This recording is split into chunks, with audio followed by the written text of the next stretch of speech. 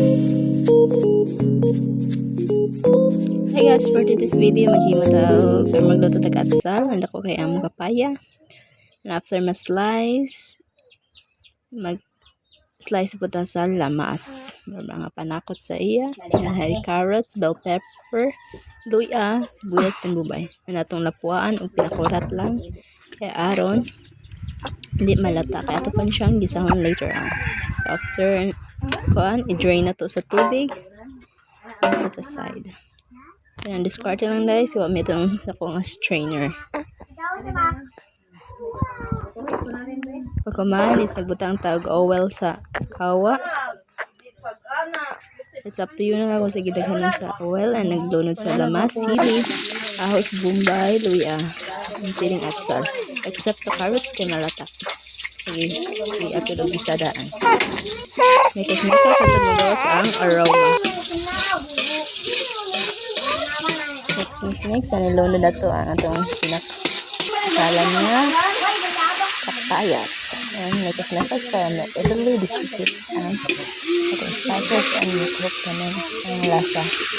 It's part of the sliced papaya. Halo-haloing mabuti para buhay ay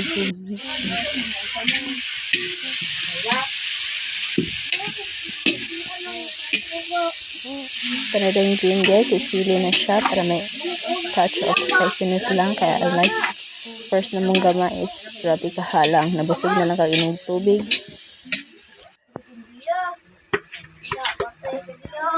Di makaon.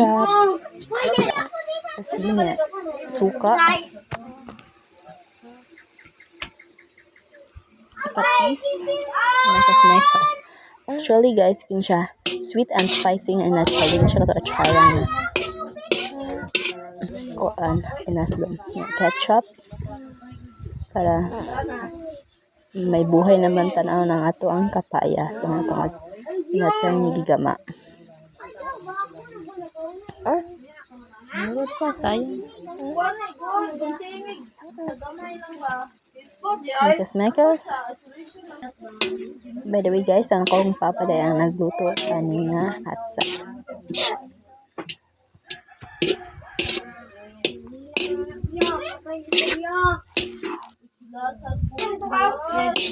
mekas lang ta guys. O din siya butay tubig guys, pero nan siya little nga sabaw tungod guys sa paglapo kanina. And this is it, pansit. Luto na. Happy eating. So yummy. Thank you guys for watching.